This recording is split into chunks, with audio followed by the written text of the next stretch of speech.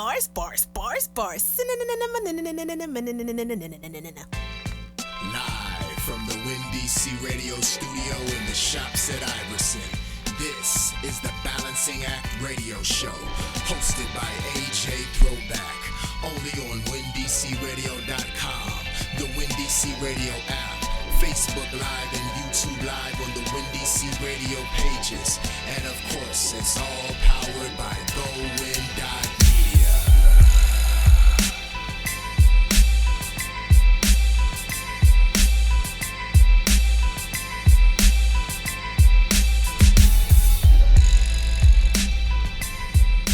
Good morning, good morning, good morning.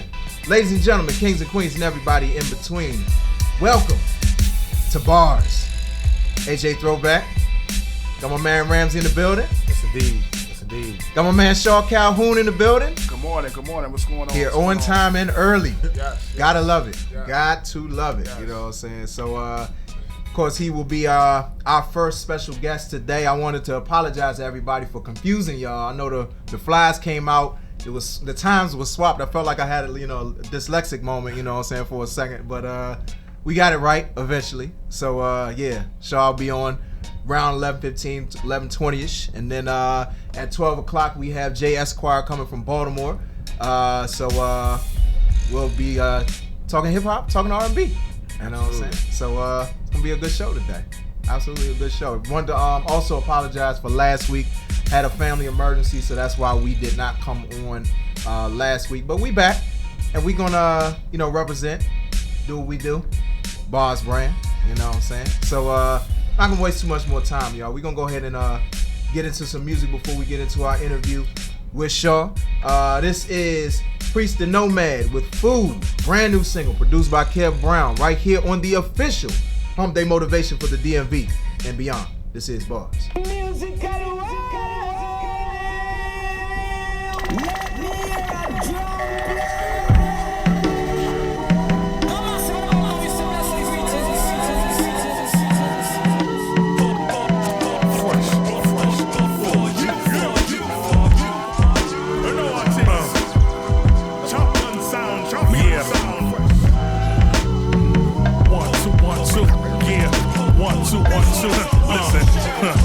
In the twilight of the evening, even when drinking high life, my pen faces the beefs of generations when I write. Inspire light through the tunnel, get pummeled when they look upon us. Honor, choke jaws with the strength of Ghana. My name not familiar, yours either. I skin reek of down the destitute Puerto Ricans with a flint fever. They don't love us by the time you realize. Starting Twitter debates later, feeling dirty as a day raper. I pump with the paper, Priest the Nomad, nom de plume. Gemini fly on the 1st of June. I'm heavy with the tunes, pumping through the genelex. This is food, pumping through the intellect. All rumble, raps no mumble. Need you to hear me clearly. Young and they can't hide the sun. I know the people feel me. Beta to the alpha, acid to the alka line. We align to the greatest. That's why they can hate us. Yeah, food, my on a hunt, they come looking for you, my nigga. Don't wait, get a plate. Undercovers on the take, you know the drill. When they coming for you, it's bigger than rap. Black, we the opposing figures. So throw your hands while the bass stomp over the rhythm. Soul music, get a plate. Know the bammers gon' hate. Mr. Move, something coming. Check it out. I represent for the Moors and the history glossed over and redirect lives like Iverson crossovers. Eyes wide lost like Micah Angelou tossed Oprah the jewel. You suck it up like a movie by Bram Stoker. It's in the syntax, not for the money before the impact. Like every syllable was 10 stacks. In fact, by the end of this verse, I'ma be a legend to these little youngins that can't even see life past a bag of funyuns. Rock Creek soda and K2 they dozing over. And for my people, that be the jazz like Bossa Nova. And we harassed by this racist system and cops to owe us more. Sanders to Miz Trayvon's spirits over the opus. I'm focused, coming of locust up to my waistline. It's deeper than Kev Brown and bass lines. Priest the Nomad, swallow life and make rhymes. The worst thing you can do to the universe is waste time. Food, my nigga. They hit the bottom, now they looking for you, my nigga. Don't wait, get a plate. They watching you through the gates, and that hate got them coming for you. It's bigger than rap. Black, we the opposing figures. So throw your hands while the bass stomp over the rhythm. Soul music, get a plate for the drama escalate. Yo, Cab, tell them we coming for you, for you. Fresh. You know you fresh. Eat it all we doing is serving food for the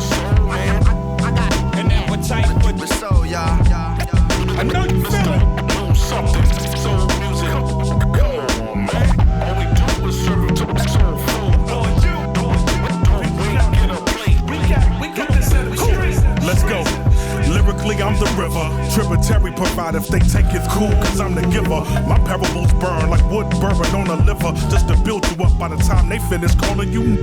Listen, this is feast before the flood. These beats convert these streets before the blood. Hope Inc. reach the beat before heat from the slugs. Priest, Kev Brown on beats for the love. Yeah, food, that's pretty much it.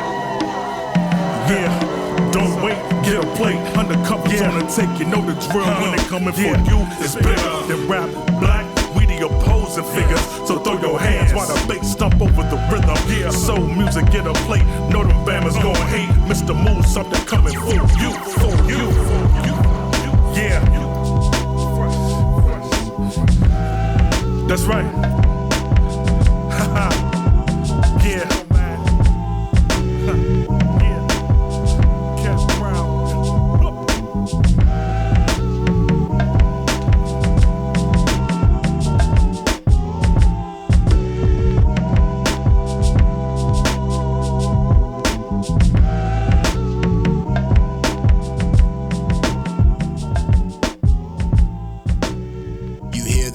Right here, this could be your spot where you pull your new customer.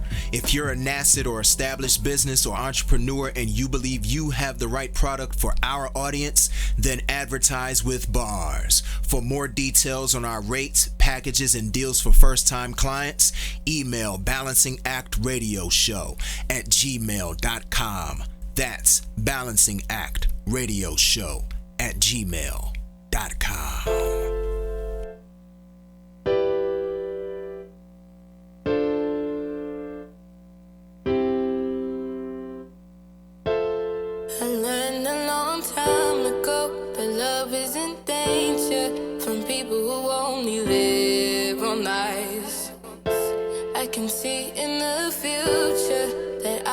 To change me, there's so many things I've now realized.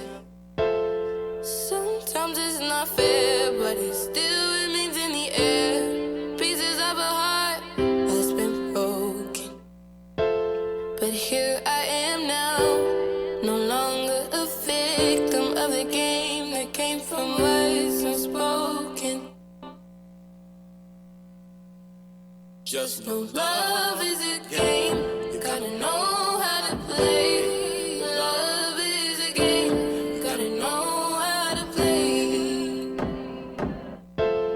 Until I can see what real love is to me, I will never put myself on hold again. Although my heart skips a beat from the beauty of love, I must control the game so I can win. Sometimes it's not fair, but it still remains in the air.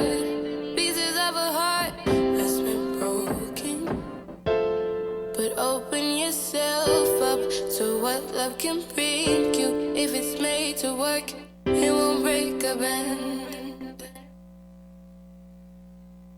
Just know love is a game.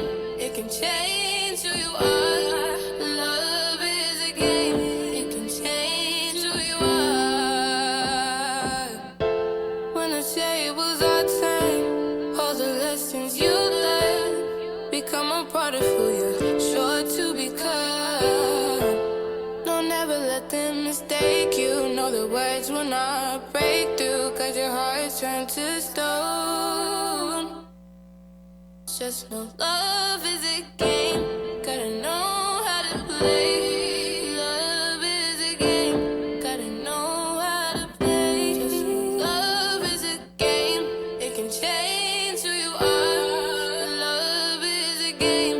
It can change who you are. Bars on Windy City Radio.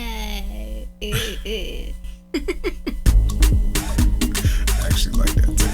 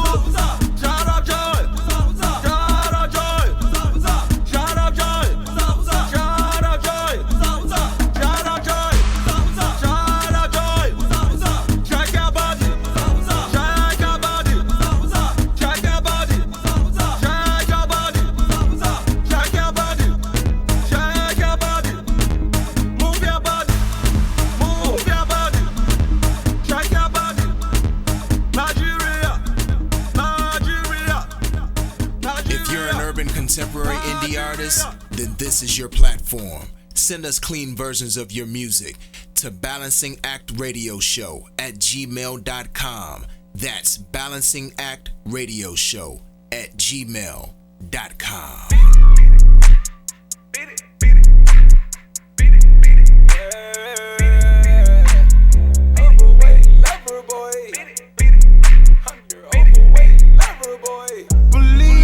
What you like?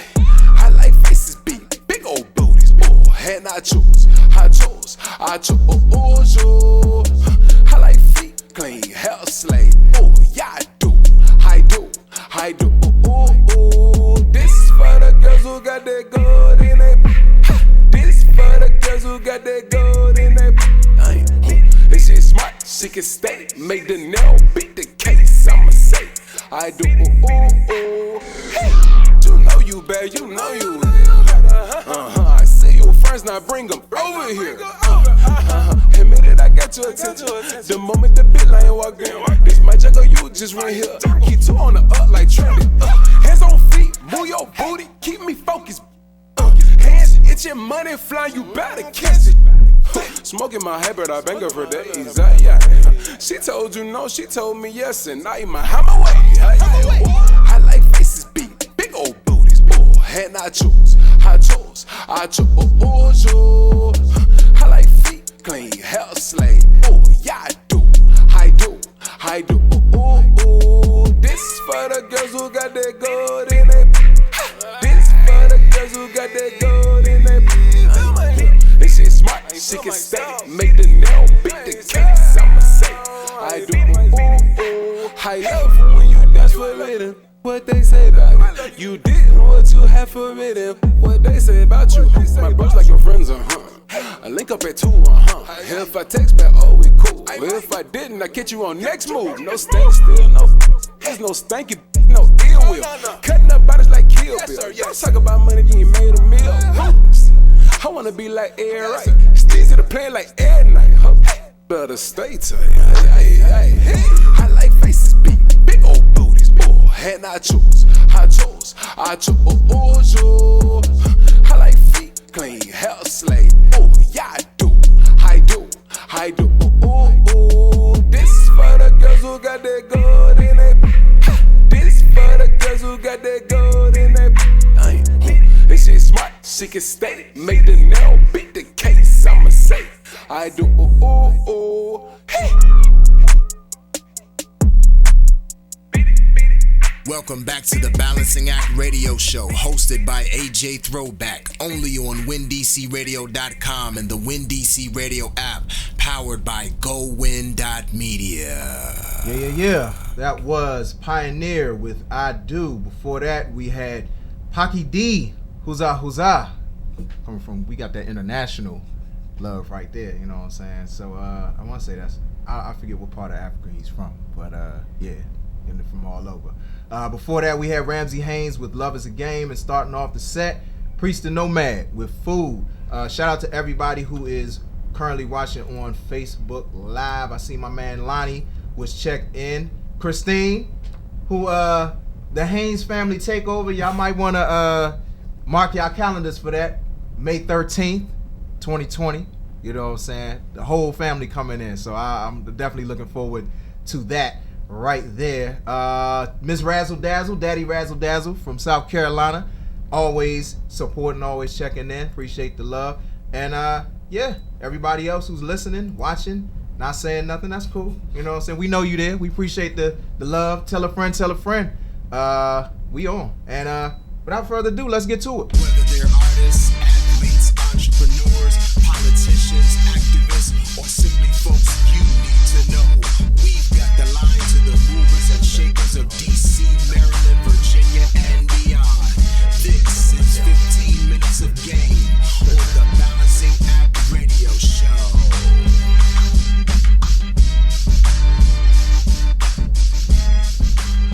Let me tell you, we was having a great conversation before we came on the mic with Shaw Calhoune.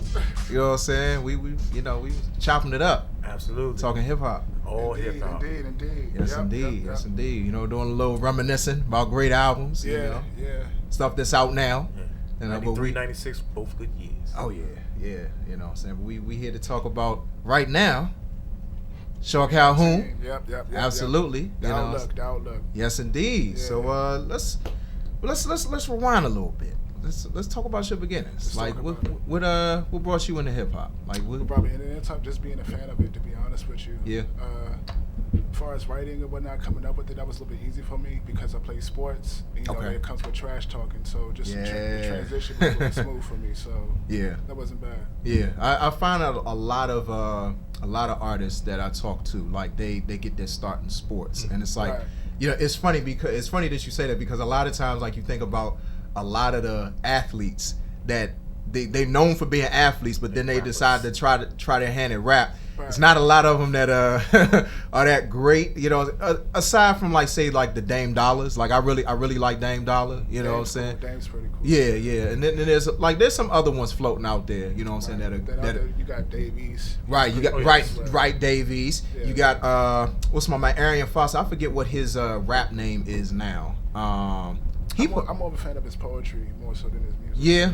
Yeah, I like his poetry. Yeah, He's a pretty deep dude. Yeah, he is. Absolutely. He is. He definitely is. You know what I'm saying? But I will say I was impressed. Like I didn't even know he did any of that. You know what I'm saying? But like I always think it's interesting when like there's that transition and you saying that like the trash talk and like just kind of like the bravado that comes with. Braggadocio. Yeah. Right. If you look at it like if you get to like the football way of things, like the wide receiver versus the cornerback, it's like 1-on-1. Yeah. Or the quarterback versus the safety, or the running back versus the middle linebacker. Mm-hmm. If you break it down, if you really look at it, yeah, it's just 1-on-1, and it's like that in rap. Mm-hmm. You're rapping, saying that you're better than the other person. Right. So that's where. Yeah, that's. Look at him dropping bars before he dropping bars. Absolutely. Look at that. You know what I'm saying? That's a great perspective, bro. Like that's the first time I can say I definitely heard that breakdown like that. You know what I'm saying? So that definitely explains why a lot of, because I mean you see it all the time. Like the rappers are into like sports, the sports into rappers. You know what I'm saying? But it's like it's all interlinked somehow. Yeah. You know what I'm saying? So that's definitely an interesting perspective. Ramsey, did you have any questions you wanted to? Not right now. Not right now. Okay. Listen, I want to hear the brother's story. Rolling with the flow. Yeah, I want to hear the brother's story. Okay. All right. So I'm very impressed. Yeah, absolutely. So some of your top 5 folks, man. Like top 5. Yeah, you know what I'm saying. Like and your honorable mentions. You got quite the impressive list. You know, I remember Nas being in there, Rakim being in there. Yeah. I'm trying to think who else did you. Jadakiss. Right. Inspector Deck. And it was Raekwon. And then in your even your honorable mentions, I was like, man, you had Scarface, you had Ghostface, G-Rap. Right, Cool G-Rap, you had Rock Marciano in there. You know what I'm saying? Marcy, like, like you. I mean, honestly, like 3 of those are in my top, if not 4 of those are in my top 10. So like, you know, I mean, that's an impressive list. So what I found interesting was the fact that most of them were in the golden era of hip hop, you know, and that just listening to your music and like the kind of music, the production you lean toward, that seems to be like that traditional. Because you I think you even said it in a hashtag, and you had a post on IG about boom bap. You know what I'm saying? Like the tradition of hip hop. You know, like talk about why that's important to you as an artist to preserve that. To me, because I think it needs to be, because it's in balance right now in the game. You know what I mean? Trap is cool, I can enjoy it, but also it needs to get back to the substance, to more of the essence, the true essence. You know what I mean? Yeah. As far as in rap. Yeah. I definitely agree with that because you know, honestly, and I always talk about this, and I mentioned this to Ramsey this morning. Like part of the problem with terrestrial radio is that they play. It seems like you can literally be listening to the same song for like 30 minutes straight. Even watching on TV too as well, like the same song. Like, but it be all different artists. Right. Same song. Same song. Yeah, like almost like the same type of producers, because it's like a lot of times you can't even tell the producers apart. Like, you know, unless like they have their tags on their beats. You know, like a lot of times, like, okay, that sounds like that guy, or that sounds like that guy, and then the artists, they talk about a lot of the same stuff. So that's why I like to see, I like to see variety. Like I don't like I'm like you. I don't have a problem with the trap or any of it. You know what I'm saying? At all. But at the same time, it's like I grew up on hip hop. You know what I'm saying? I grew up on the boom bap, but I grew up on I also grew up on a variety. You know what I'm saying? So I like a little bit of everything. Right. It wasn't always just boom bap. It was boom bap, but at the same time, it was No Limit, Cash Money. Right. Of course. Right. Exactly. GK, and JG. So I mean, right. And Outkast, Goody Mob. Right. So, and can't forget the West Coast. Yep. You know what I'm saying? Yeah. Lead the West Coast. Man. I mean, there was so much to love, and you got a little bit of everything. You know, whereas now it's just like it's linear. You know, and to hear artists like you is very refreshing. You know what I'm saying? Because like you keep the essence of what it's all about. Yeah. You know, and as much as I love like everything, when it comes down to it, that's my favorite kind of hip hop. You know, yeah. So we could spend like this whole show just breaking down your bars.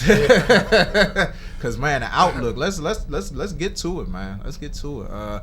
Well, before we do that, what was your process of getting to the point where you wanted, you were writing and you were, like getting your feet wet in the game to the point where like performing and all of that, to the point where you decided to release a project? Like, what was your process? As far as performing, that hasn't even come yet. Okay. Really, what we wanted to do was just release the project and put it out. You know what I mean? Because I've been doing ciphers everywhere that you can think of for the longest, so it's about time for us to get into a studio and start to record. Yeah. Put something out to start to receive what's the response and see if people like it or not like it or whatnot. Mm-hmm. So that was the main focal point. Yeah. And I'm glad that you mentioned the fact that like you did ciphers and stuff like that. Talk about, because I did that. I'm sorry to cut you off. I did that for the longest. Yeah. I can tell your sword is sharpened. I can tell. You had to stress that. I said, ho, slow down. I did a lot of ciphers. Yeah. I battled a lot of people. I put bags. Put a lot of people in bags. I did ciphers. I didn't do the whole one-on-one battle. Gotcha. Because I don't like the whole confrontational, like the whole somebody all in your face or whatnot. But ciphers, those all day. Yeah. So talk about that, because this is. I keep saying, like, so many conversations me and Ramsey be having. You know what I'm saying? We have so many great conversations. But one of the things that he was kind of alluding to, or he made me think about, was the fact that a lot of times you have people who, it's a hard transition from freestyling and doing ciphers to making music that people listen to, like, and it's got hooks and like it's a certain format with it.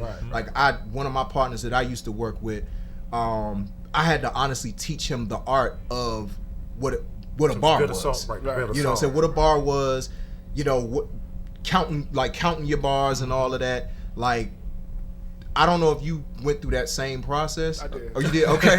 Well, you talk about that, how that transition was from like doing a lot of ciphers to like actually making a project. Starting out, it was a little bit hard. I mean, I have to keep that in mind. Like, I have to come with the hook. You know what I mean? 16, stop at 16, because sometimes you rap all over the place. Rap. Yeah. But I have to keep in mind to write a 16. There has to be a hook. You know what I mean? And also, now I have to make it clean. I can't cuss all the time. You know what I mean? So I have to keep that in mind too as well. So yeah. And I credit that to my boy Spray. Okay. You know what I mean? He, like, night and day, just like, hey, let's get these hooks. You know what I mean? He's all about hooks. Right. Yeah. Because, I mean, as much as I'm the type of person I love, like, just bars, you know what I'm saying? You and me both. Yeah, like, and as an artist, like, I've written a bunch of songs where, like, I don't put a hook, but it's all about, like, what the song says, how it speaks to you. Because sometimes you don't need a hook, but then more often than not, especially when you're trying to put it out to people and you want people to like really connect with it, they want something that is like that's going to stick in their brain. Right. Also, now the way how guys are making music now is just like a straight 32 and then the hook at the end. That's perfect. That's real perfect. Instead of just doing the verse, then the hook, the verse, then the hook at the end. The typical format. You know what I mean? Right. Yeah. So I'm sure that's a process, but it definitely has materialized well on the outlook. Right. You know what I'm saying? Absolutely. Which is a dope project right there, you know what I'm saying? 6 songs, you know, like nice bite size. You know, it's not too much at one time, especially for your project. And a lot of people are really getting into that now in terms of doing shorter projects, especially when you're just introducing yourself. Yeah. You know what I'm saying? So like, talk about your process in terms of recording, selecting beats, and just like where your mindset was when you created a lot of the music that you created for the album. Really, my mindset was just me just focusing and just getting the stuff done. And then also like the whole beat selection, I got up with New Jerusalem and I got up with Out Dope. I just got a batch of beats and just dig through them and pick through them, and then I write to them. Yeah. Then I pretty much, like I was saying, like I'll set up a session like that Friday. I pretty much throughout that whole week, I'll just recite, practicing to where when I get into the booth, I just want to just knock it all out. Yeah. And pretty much just get it done. Yeah, yeah. So that was the whole process, really. Yeah. I'm glad that you mentioned New Jerusalem. Shout out to New Jerusalem. Yeah, shout out to him. Shout out to him. Shout out to Al Dope. Yeah. Ty Rhythms. Yeah, dope producers, man. You know what I'm saying? Like you said, all from local. Right here. Yeah. Local. They're all local. Ty Rhythms to Al Dope. They're from Montgomery County as well. So. Yeah, yeah. And I think New Jerusalem, I think he's hailing Lanham, if I'm not mistaken. Right, yeah, he's in the Lanham area. So you know, all DMV producers gotta love it, you know what I'm saying? Keep and just cranking out like just heat. Oh yeah, absolute heat. You know what I'm saying? But I mean, but you bring the fire with the lyrics. One of the songs that I definitely wanted to mention in New Jerusalem's Perspective. Right. You dropped some bars on that, and it was one part, and I meant to pull the bars out, but it was something that you had mentioned about like still being racially profiled, you know what I'm saying? Right. Even after cutting the dread, like you had dreads at one point. Yeah, at one point. Yeah, so talk about that little stretch of bars where you kind of got loose right there. Oh, with that part, I mean, at one point I had dreads and whatnot, Cadillac, you know what I mean, the typical and whatnot, but I just get messed with like all day left and right, but I didn't do nothing and whatnot. You know, searching your car 3 or 4 times. Wow. Just going through it. Yeah. You know what I mean? And that was like weekly. Yeah. It's not just one cop, it's like 8 of them. It's out there. You know what I mean? A lot of times I work and I get off late at night. They think I'm coming from somewhere else and they just pressing me out. Yeah. So. Yeah. And you say you still get harassed like that? Nah. Not as much anymore. I'm more low key now. So I just stay in the house for real. So I don't really see them as much. So. Yeah.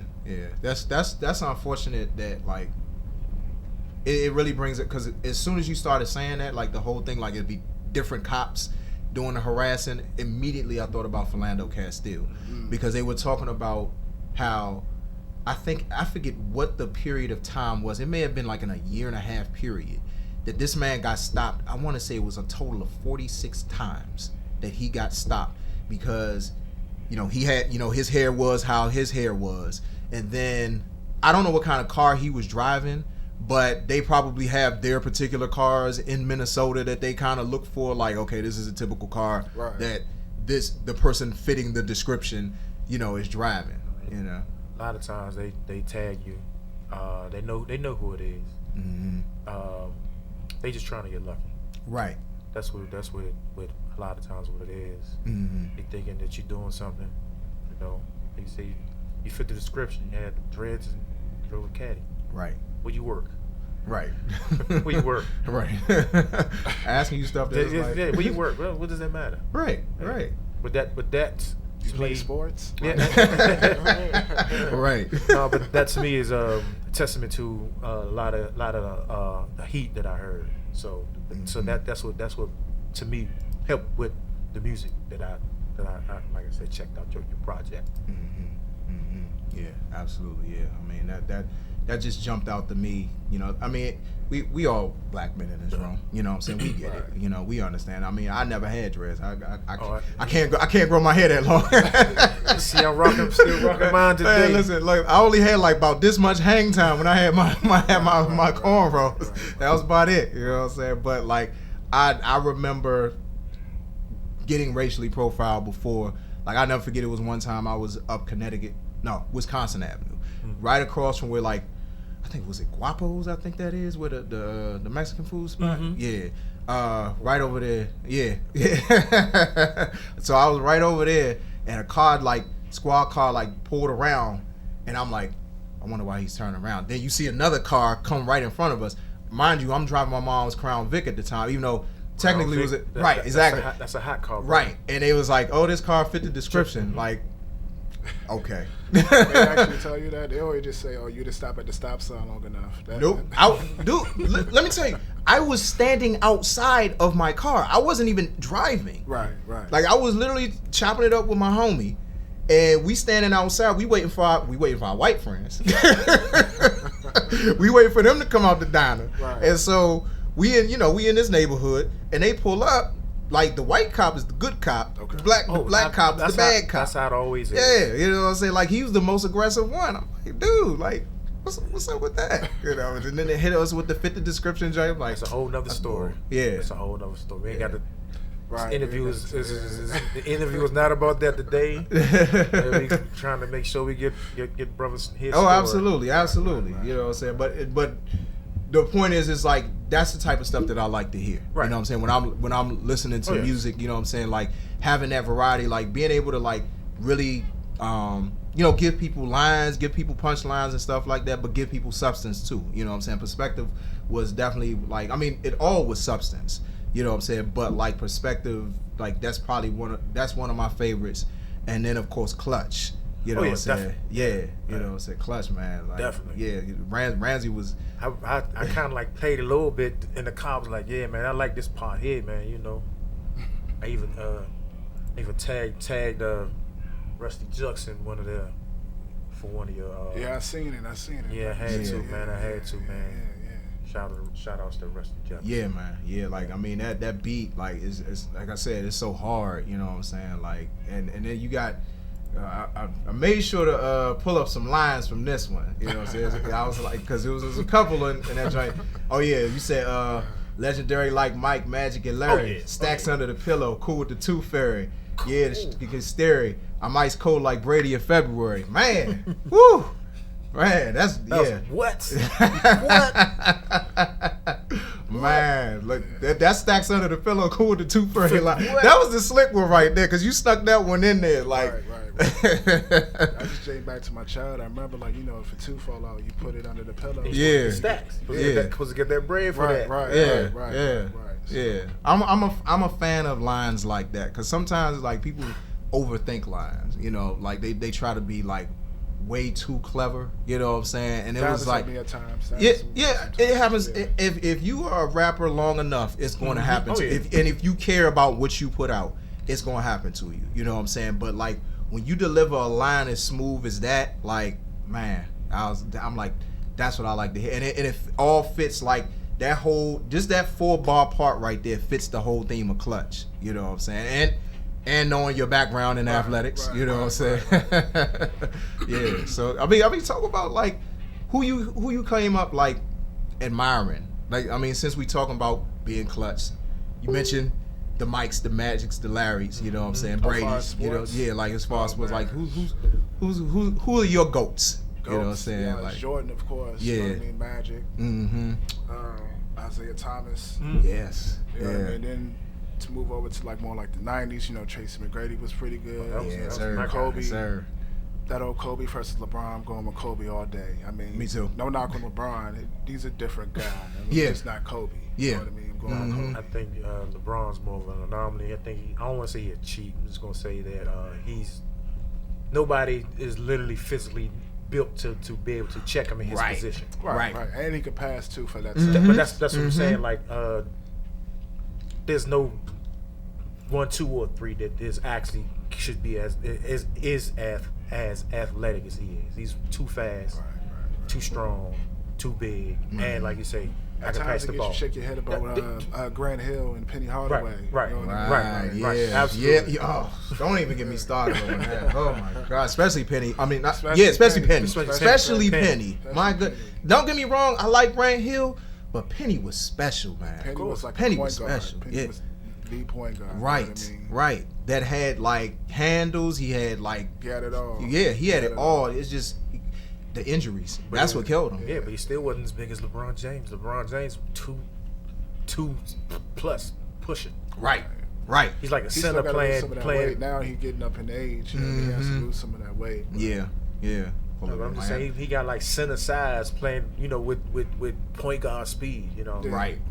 It's unfair. It's unfair. I mean, you know, you can't knock a guy for his physical, but I'm just saying, like, yeah, he's supposed to be dominant. That's the only point. That's the point I'm trying to drive. He's supposed to be dominant. But he's not clutch. Right. It's not as clutch as Kobe. It's clutch. Speaking of clutch, had to bring it back. Yes, absolutely. Yeah. Absolutely. That's why I agree with you on, you know, Kobe. Like, I feel like LeBron does not have that same ice cold water in his veins when it comes down to that final moment. Like, I mean, you know, and they'll break down percentages and stuff sometimes, and it's like, you know, like Kobe's not necessarily perfect when it comes to, I mean, nobody is in those clutch moments, but when I think about the willingness, and there have been a lot of times when somebody like a LeBron, you know, I don't want this to get off the rails too much, but just, you know, to your point, it's like LeBron, a lot of times he'll pass it in those moments where it's like, dog, take the shot. Like, you're the guy. Like, you are the guy. I don't knock him from, like, if he's passing it to the open man. But right. I mean, that's different. I mean, if he has like a clear shot or a clear lane to the basket or even a jump shot and he passes out of it, that's that's the difference maker. You know what I mean? Yeah. Kobe would have took that shot. Right. Exactly. I mean, now LeBron's a better teammate, but you know what I'm saying. But when it come down to, like, if you need the game won, give me Kobe. Don't J.R. Smith me. right, because that's not clutch. At all. Oh man. So then another standout, Majors, Last of a Dying Breed. Like, so what's funny is whenever I see that title, I see the words "Last of a Dying Breed." First person I think about Scarface. Absolutely. First person I think about. You know what I'm saying? So like when I saw that, I was like, okay. And then like you had lines like in the cut, but always a stand up dude, allergic to chairs and handouts. Man, what? I love that just when I talk about lines that hit me in the heart, hit me in the soul, I was like, I'm here for that. That spoke my language right there. So, what is it for you? Like, what does it mean to like be the last of a dying breed? I like to consider myself the last of a dying breed, especially in this generation. Like, I mean, when I was coming up, you know what I mean? I was like, I had to be in the house before the street lights come on. You know what I mean? Like, if that wasn't the case, it was going to be trouble. Yeah.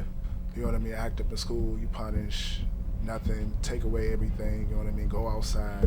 I wasn't in the house all day. I was always outside playing. Yeah. Like, if I get punished, it was the end of the world for me. You know, I don't really see that nowadays. You know what I mean? I see the opposite. Like, especially like in like the organized sports realm of things. You know what I mean? Like nowadays, just kids, it's like, I'm out here because my mom made me to. Right. It used to be just like one or two, but now that's like the majority. Like, and that's like, wow. Yeah, what's funny about you saying that, I was watching, I watched this show, I don't know if you ever seen it, called Single Parents. And so the last episode, the dude that was watching the kids, it was like maybe 4 or 5 of them in the house. And so he was like, hey, let's go outside. They were like, outside? They was like, and he took away all their tablets. Like, what am I supposed to? They holding a ball and don't know what to do with the ball.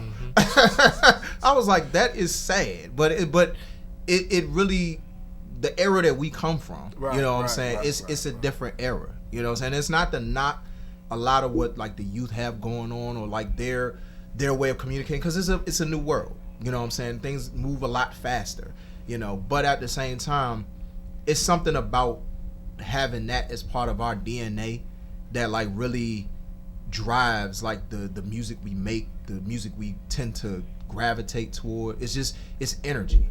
You know, it's different energy in this day and age. You know what I'm saying? Sometimes you have to be around that time to to actually grasp it, to experience it. I still remember those days. Right. I mean, so to the T. Right. Yeah. And having an appreciation, because sometimes it's a lot of people who are younger that connect to those times that we grew up in. Absolutely. You know, because they have people in their corner that help them to appreciate those times. I think that's a huge. What's the word I'm looking for?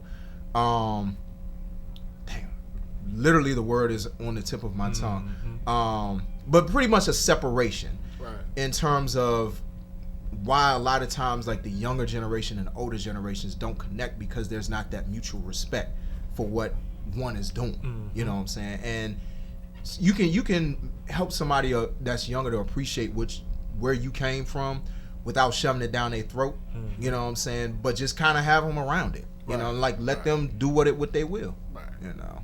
Like, don't be a party pooper. Don't be like the grumpy old man. Right. Right. Exactly. I want to say YBN Corday, he said something once upon a time where he said there's a difference between an old head and an OG. Yes. Yes, I agree. Yeah. You know what I'm saying? Like, and I feel like each one of us at this table strive to be the OGs versus the old heads. I don't want to be the old head. I don't want to be an old head or an unk. Right. Can't do that. Absolutely. Cannot do that. Right. Unks and old heads, they're at bus stations. Yes. Train stations. Yeah, I had to correct one of the youth one time when he came and he's like, "Yo, unk." I said, "Ho." Slow down. Don't let the grades fool you. Don't let the grades fool you. No unking over here. Right. I get OG all the time. I'm like, hey, I'll take that. Yeah, I'll take that. Absolutely. Yeah, absolutely. So you have a project coming up, the Rudy tape. Rudy tape. Yeah. So talk about the title of that and what the concept of that is.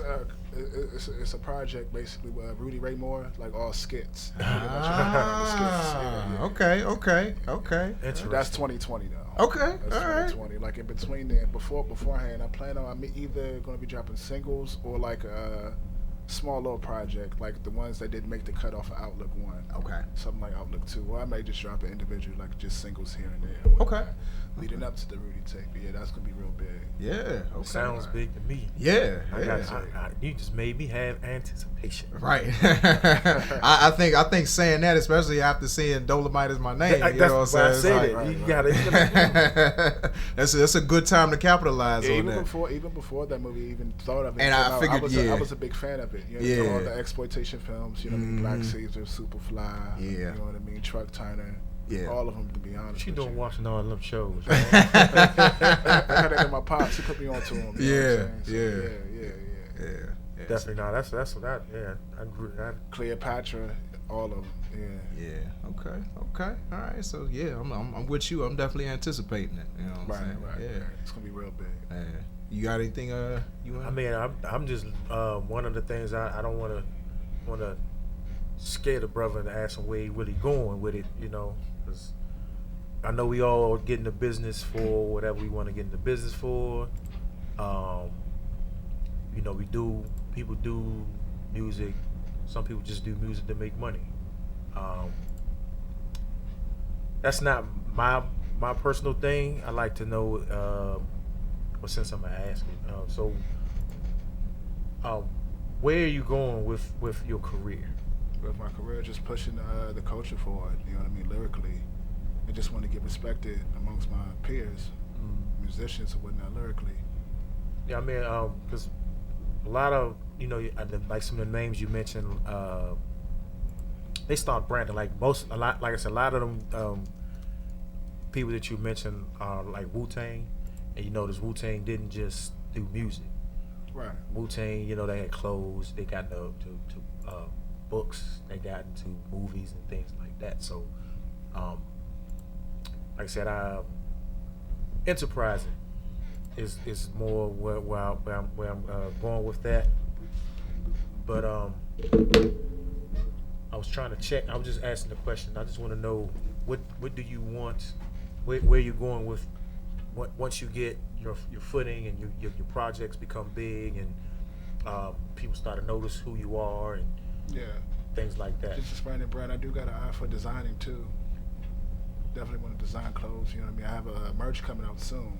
Okay. Designed by myself, so definitely have an eye for designing.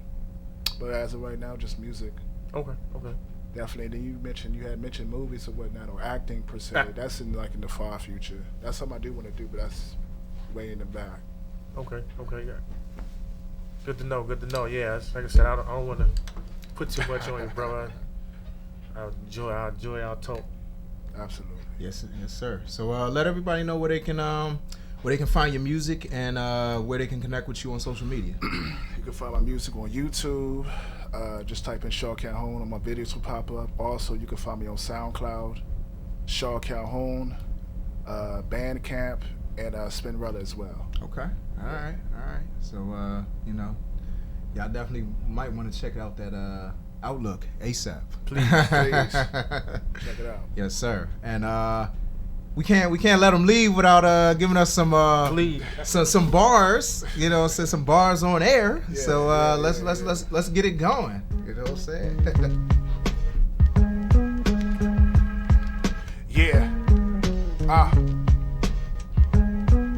Yeah, undisputed. Mad Max up in the booth, I'm on a killer spree. Anything is possible, KG. Killing 16s by 80 means. Been flowing since your folks learning the birds and the bees. Emotional cat, you wear your heart in your sleeves. I chop so many trees, I could build an ICC. Yeah, and this racks to blow. It's leaking out my colon. Yeah, I'm iced up. Cats think my wrists are swollen. I can fall rock bottom and watch you still prevail. Show us the holy grail. It ain't hard to tell. Futuristic flows, I can foretell. Yeah, ring bells, I snag mics like Odell. These dudes bars, I never dwell. Not only I blaze L's, I blaze trails. I'm the illest at most eyes in the zone like to leave. I don't let nothing fly. Yeah, like Hope said, the hustle can't knock. My spot is reserved like handicap parking spots. I spit a couple bars, I'm collecting my props. Chip off the old block, shades on me like Cyclops. Yes, Mr. Shaw in the flesh. Most cats hate, but they know I'm the best. Tempur-Pedic flow, I lay them to rest. I drop more jewels in the treasure chest. Boys low key, always stay flossy. I never worked at Wendy's, but the flow is so frosty. Always preparing to wear for rubber warfare. Like Beyonce, got me in sweet dreams and nightmares. Woo! Yeah, I'm a Wu-Tang offspring. On the mic, I'm ugly than Chuck's golf swing. Yeah, I'm a lyrical henchman. You talking bucks, I run the huddles like Winston. No dissing, what this game is missing. Listen, they reciting, it's a tradition. Keep a day job but with your flashlight. Cats biting on my wood like a termite. I make rappers think twice, I'm that nice. Under the lights is when I shine bright. Your boss light, you all hype. Yeah, it gets you type of cats in my bread like a parasite. Yeah, flows tight like a pair of vice. Sure. Man. Look. Y'all gonna have watch out for this. If y'all missed this, we gonna have this on IG. Man.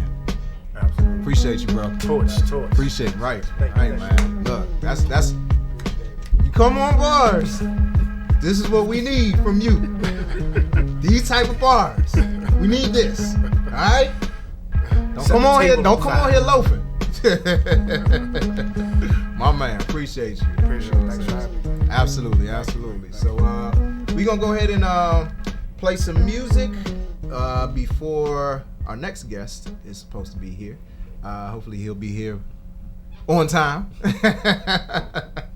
But we're gonna go ahead and get into this Jay Alexander with H2O right here on the official Hump Day Motivation for the DMV and beyond. This is Bars.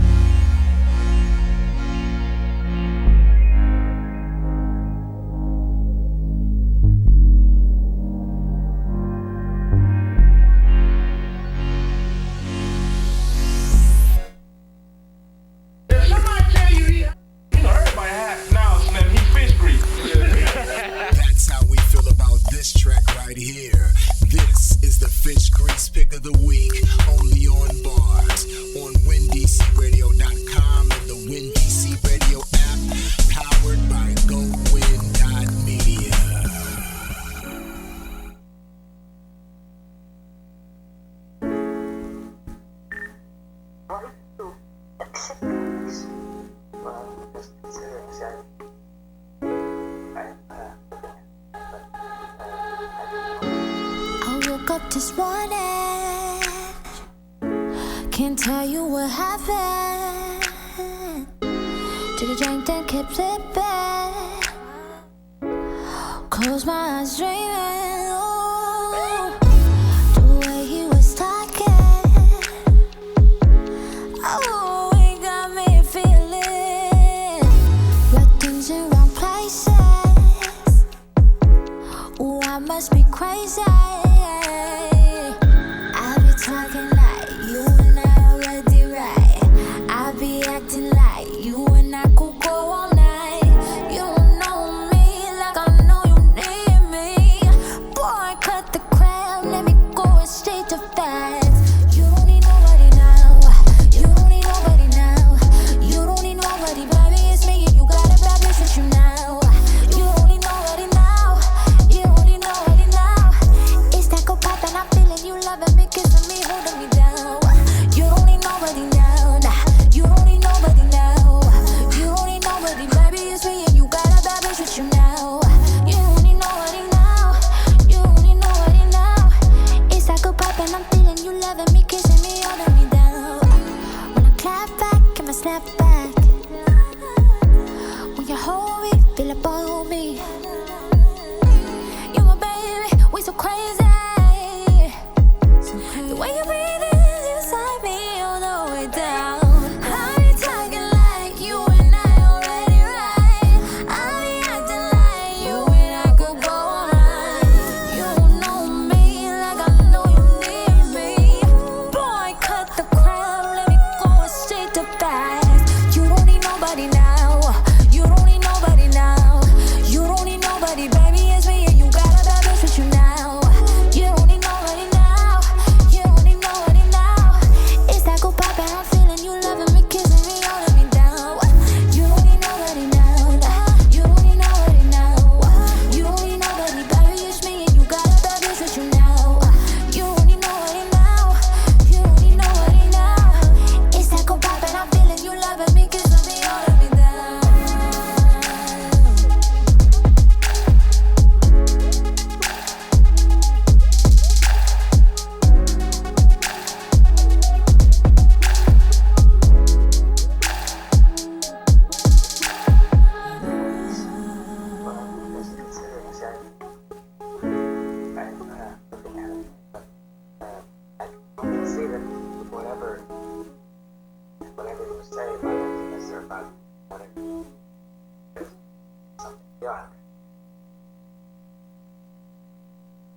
More topics, more segments, more music means more bars after this.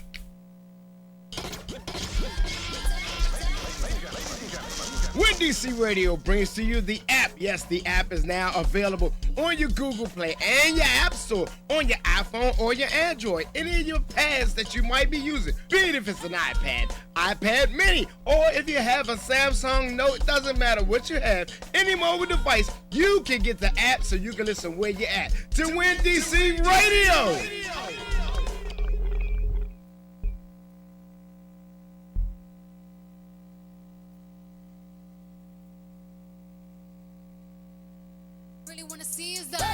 I don't really need a D, I need the all a bad need is a KC. Hey, this is China Pink from the 2018 award-winning Best Radio Talk Show of the Year. Make sure you tune into the Ladies of the China Pink Talk Show each and every Sunday on Windy C Radio from 5 to 7. Make sure you check us out on Facebook Live and YouTube Live to hear our amazing show. We are also available for hosting events or parties. Please contact the China Think Show at AOL.com for booking information. I'll catch you next Sunday at 5.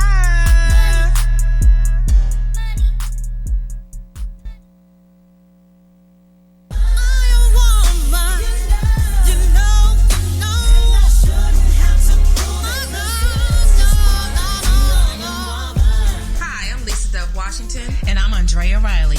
And we are your hosts for Girls Gabbing Radio Show. Tune in to Girls Gabbing Radio Show every Sunday from 7 to 8 p.m. on Win DC, powered by Go Win Media. Girls Gabbing wants to provide a platform for dreams, visions, visions and stories to thrive and grow. What's the Gab? Tune in on Sundays to find out.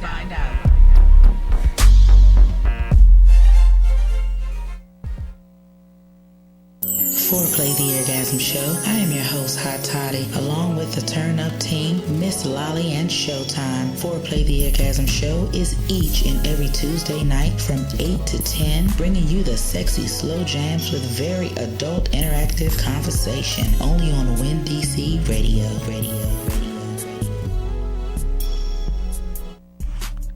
Man, look, y'all already know what time it is. It's your boy, Gerard Street Garvey, and my DJ, Kid Cannon. And when we together, you know what it is. Grind Season Radio, each and every Wednesday from 8 to 10 on WinDC Radio. Don't forget it. Yeah.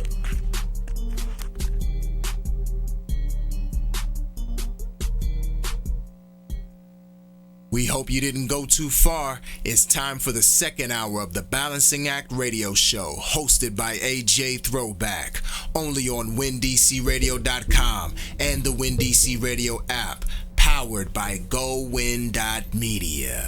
Yeah. Welcome back. Hour number 2, bars, right here. AJ Throwback, Rams in the building. Yes, I am. Yes, indeed. J Esquire in the building. What up? Welcome. Thank you. Welcome. Thank you for having me. Absolutely. I appreciate it. Absolutely. Yeah. Let me just make a couple shout outs before we roll into things. We definitely want to shout out our Fish Grease Pick of the Week, People's Choice Edition winner, the musical doc with Nobody. She's actually a doctor. So that's why she is the musical doc. So shout out to her for winning that pick all the way from LA. We getting the LA love now, you know what I'm saying? Absolutely. And before that we had Jay Alexander with H2O. And shout out my man Jay Alexander. That's the homie right there. You know what I'm saying? So shout out to everybody who's watching right now on Facebook Live. Shout out ADST Music. Said you got bars, show. You know what I'm saying? ADSC. Okay. Yeah. You know what I'm saying? And absolutely. And shout out my main man Calvin Williams, Lush Vibes Radio. Had a comment. We'll mention his comment a little later. Definitely want to show him some love. Make sure y'all following him all across the board, Lush Vibes Radio. But right now, J Esquire's in the building. Come from Baltimore. Yes, you know what I'm saying? Representing. Yes, sir. You know Baltimore in the building. That's right. Thank y'all for having me. Yeah, absolutely. Yes, pleasure to have you, brother. Pleasure to be here. Pleasure to be here. Yeah. So you cut from a particular cloth of R&B, man. Yeah. You know what I'm saying? It's a special cloth. Like I appreciate that. I think about like great like R&B specifically from Baltimore. You know what I'm saying? Because I mean, like you came up during the time when you had Drew Hill, you had Rough Ends, you had Lil Mo. You know what I'm saying? Like just a lot of like great R&B to come out of Baltimore. How about that? I was wondering. Cisco was actually my cousin. Really? So, he's on my dad's side, and my dad actually, his group. He's in a group called the Soft Tones from Baltimore. They were the first international group from Baltimore back in the 70s. So, Okay. Yeah. So and Valerie Simpson from Ashford and Simpson is my cousin. Wow. So all of this on my dad's side, and then there's Cisco, and then so we come musical from a lineage. Serious lineage. Yeah, man. absolutely. That definitely explains a lot. I mean, you know, like you just I listen. I won't get too ahead, but like just think about your style, like, and thinking about what you said in your EPK, where you say swooning people back to true R&B. Absolutely. You know what I'm saying? Explain to people like from your perspective, what does that look and sound like? Soulful. Yeah. Honest, gritty, to some degree. I want to always make sure that I make music that represents the person listening to it. Yeah. You know what I mean? I'm not the artist that's like, this is what I was going through necessarily. I make music that's inspired by like true events. You know what I mean? I come from, growing up, when you heard a guy playing the OJs, you knew he was either in love or he was trying to get his woman back. Right. You know what I mean? You knew what those records represented in everybody's lives who had them. So that's really where I come from with it. You know what I mean? I'm the biggest Jodeci fan in the world. Yes, sir. And I mean, just the honesty behind what they said. Like it was just no fluff. Mm-hmm. You know what I mean? They just gave it straight to you. So that's kind of where I am with mine. Yeah, absolutely. Okay. The Esquire persona. How did you fall into that? Well, I wanted a name that represented quality, professionalism, but still had some youth to it. You know what I mean? And I mean, as crazy as it may sound, one day I was just home, and I saw somebody's lawyer commercial, and I saw it on there, and I had a show that night. Yeah. And I was like, J. Esquire. That's it. Yeah. So I hit one of my homegirls up at the time, like, yo, what do you think of the name J. Esquire? Mm-hmm. And she was like, oh, that's cute, boo. So I was like, I'm gonna keep that. Yeah. So it took promoters and announcers a little longer to get with it. Like, well, one time I went to do a show. The first time I used it, the guy was like, give it up for Jay Exquisite. So it took a little minute to, really get people to understand what was happening. Right. Yeah. Once they got it, they got it. Yeah. That's funny because like as soon as I see, anytime I see Esquire, because I know so many lawyers, that's the first thing I think about. Yeah, I've had people say that, like even in interviews, like their first question is, "Are you a lawyer? Singing lawyer?" Like, no, I'm not a singing lawyer. Singing doctor, singing lawyer. Right. But music is my malpractice. Yeah. I like that. Yeah. So you were at one point you were in a group. Absolutely. So talk about the experience of being in a group versus being on your own. Well, shout out to my guys, Nick, Javon, and Clarence. We were called Black Harmony. Okay. And actually, I'm still rocking with them. Okay. We got some things coming. Fingers crossed. All right. The group dynamic is a hard dynamic because it was four of us, so it's four personalities. Yeah. 4 different points of views, 4 different voices, 4 different styles of things and approaches.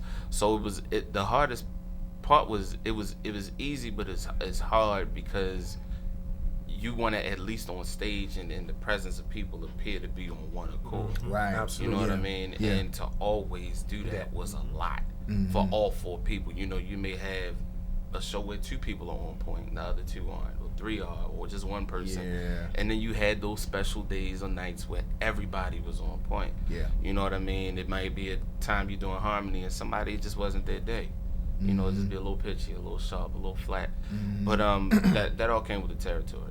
Yeah. And it showed me how to work with people and how to write from different perspectives. Yeah. And also how to be able to do harmonies on my own and, really understand song structure. Because even if, like, in my group, I was the all of us song wrote, but I was the dominant songwriter and the dominant arranger. But everybody brought something a little different that maybe I wasn't privy to, other than, my own understanding at the time. So like I said, I was a big Jodeci dude, so if I had my way, all our vocals would sound like Jodeci vocals. But, somebody else may come in with a solo singer, like, yo, why don't we try it like this, or why don't we do this, or why don't we come at them like this? So it was definitely a lot of influence in that, Yeah. I mean, I look at it, I liken it to like New Edition. Like, if you don't pay attention, you can't spell Bobby Brown without Ralph Tresvant. You feel what I'm saying? Right. There's a huge contribution in that group. You can't spell Ralph Tresvant without Michael Bivins, and so on and so forth. Right. And that's the same thing with any group. You look at the Wu, like everybody had their own thing, but there was somebody influencing everybody's style to some degree. Yeah. And it was good for friendly competition too. Of course. You know what I mean? Yeah. You want to get all of the applause too. Yeah. You don't just want your man's killing that night. Right. Like, right. whoa. Yeah. Now, let me step my game up. So it was definitely it was a lot of fun. It was a lot of sacrifice too. Of course. Yeah. Because sometimes you want to be the one singing the whole song, but you're like, can't do that. My man's he usually kills the first verse, and this one does this, and this one does that. I want to sing higher here, but this is his comfort zone, so let me take it down to another step. So it was a lot to it. Yeah, it was dope though. Yeah, and I'm sure that dynamic is slightly different than say like a hip hop group. Because it's it's like that harmony aspect. You know what I'm saying? Like you got all the different voices, mixing those voices together, and then like you said, like that healthy, friendly competition, but particularly like when you get on stage, because I mean, you know, rappers go through it too in terms of like the ladies, you know what I'm saying, getting all the cheers, the accolades, you know what I'm saying, but it's different with like and singers. It's so many man hours to put into an R&B group, because you gotta have that tight blend. Never mind the leads, right? But those blends and everybody understanding that, you know, you may not sing lead on this song, right? It just might be him. It just might be him and him. It might be him and him. You know what I mean? And if it's everybody, you gotta know how to carry it too, right? You know, because everybody think they can sing lead until they get in front of the mic. Right. Some folks always said them oohs eyes easy. It's just when you gotta form them words that is different. Right, so it was definitely a lot of work to that. Yeah. You know, and then being in the studio and all of it was just it was a lot into it, where one person can go in and knock all their parts out within an hour or 2 hours.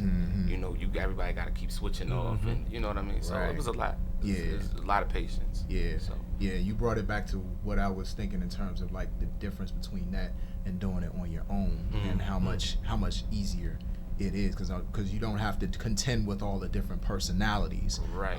And it's really more so your vision, even though I'm sure you work with people regardless. You got to work with engineers. Absolutely. I don't know if you work with other producers, but like working with other people, and it's more so your vision. Facts. You know what I'm saying? And I'm the type of person, like I think it's always good to work in groups. You know what I'm saying? Because it really sharpens you in a lot of ways. Like you said, it does. Because you know, when the downside of being solo is just all on you. Yeah. Right. You know what I mean? So now you singing every part that you wanted to sing. Now you got to sing all of that. You got to do all the background vocals, all the leads. You make all the decisions. If it's a bad night, it's all on you. Everything is you. But it's something about that. With being in the studio with my guys, it just excited us. You know what I mean? Especially when you do the playback and the harmonies are tight, and sometimes we take the music out and listen to all of the harmonies a cappella, and you like, oh man, or you hype because your man just did a dope run, or they hype because your voice is soaring right here. So that chemistry is definitely dope. But you know, I think that I'm just really at this point really understanding the group dynamic. I always thought of it as just that one thing, like everybody's got to sing, everybody's got to be a certain kind of way. When you look at a lot of rap groups, everybody ain't in every song. Right, that's true. You listen to the Wu, sometimes you get so caught up in the song, you ain't even realize only 3 people was in the song. Right, like but it's still the Wu-Tang. You know what I'm saying? Yeah. Or you think of the song Cream, the Meth's hook is so ill, you don't even think about the fact that he's only on the hook. Right. He doesn't have a verse. Right. You feel what I'm saying? Exactly. So that's kind of that's how it is in the group too. It can be like that. So it's a lot to it. So shout out to anybody doing the group. Yeah. It's a hard discipline, but it's worth it. We don't have enough of them though. That's true. That's true. It's funny that you said that, because I remember one of the last groups that I really liked, that I remember coming out, and I was mad that they didn't really get enough push, and that was ATL. Oh, wow. Wow. Yeah. I remember those guys. And that was like maybe 02, 03. Right. And you really have not seen, particularly guy groups. Like, you've seen girl groups since then, but you haven't really seen a lot of guy groups. You know, at that time, that was around the time I was really, really starting to come into it and doing talent shows and forming groups and stuff like that. And people they just died. You know what I mean? Like, I always say after the third Drew Hill album, that was it. For groups in general. Like, you had like, what was it, B2K? And then that was it. That was almost like a quick little successful text right off. Like, we're going to give them give them a couple albums, and we're going to find a way to disband this because this is too much money. You know what I mean? That's real talk, though. You know what I mean? It's a lot to it. So a lot of I really don't know. Pretty Ricky, they were like a hybrid. I don't know. Yeah, they were. They were like R&B, hip hop, like a little bit of all of it. Yeah, they were. Yeah. I think that at that time too, I think that it had run its course, because, you know, in music, when you have an upper echelon in the bar, all the labels want to raise up to the standard. You know what I mean? When you think of like the 90s, then Jodeci and Boyz II Men. Yeah. And then there was everybody else trying to get to that point. Right. So every label is like, I want a Jodeci, I want a Boyz II Men, I want a hybrid of both of them. And after a while, it became not only oversaturated, it became corny.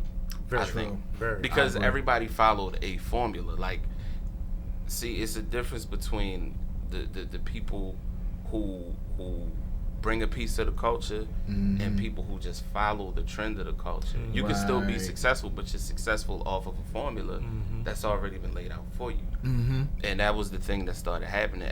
The groups would literally just modeled after those two groups. Yeah. You know what I mean? So you didn't have groups that were literally gunning for their own thing. It was like a sound. Everybody had, you know, high hopes to be in one or the other group. So I think that's what happened with male groups. Because it lost the originality. Because I think it's funny that you mentioned Jodeci, because a lot of people already know this, but a lot of people don't know the tree that it followed in terms of the influences. Oh yeah. Guy was influenced by the Gap Band. Of course, Jodeci influenced by Guy. Of course, Dru Hill influenced by Jodeci. You know what I'm saying? But all of those groups I just named, all of them had their own personality. You know what I'm saying? Gap Band was Gap Band. Nobody was Gap Band. Guy was Guy. Nobody was Guy. Jodeci was Jodeci. Nobody was Jodeci. Even though Dru Hill had a lot of Jodeci-esque sounds, they still were Dru Hill. I think that right when Dru Hill was starting to get into who Dru Hill was, the plug got pulled.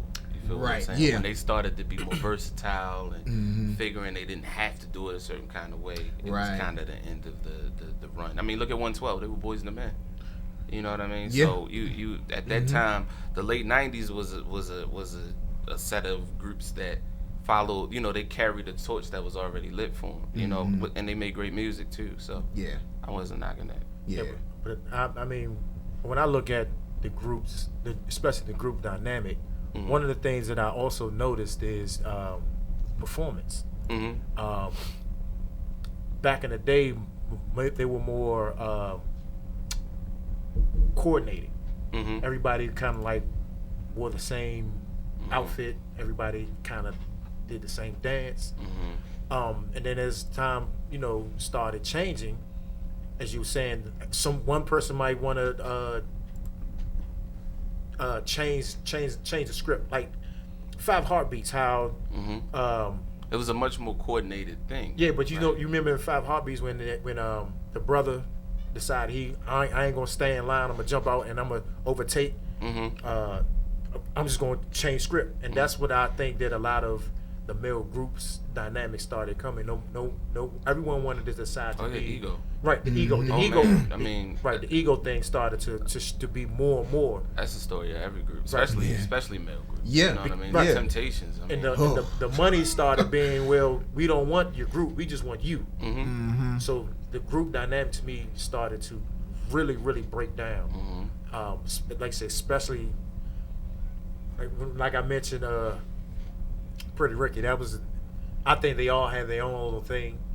Everybody wanted to do, you know, I want to sing this way, I want to rap this way, I want to wear this clothes, and it changed the group.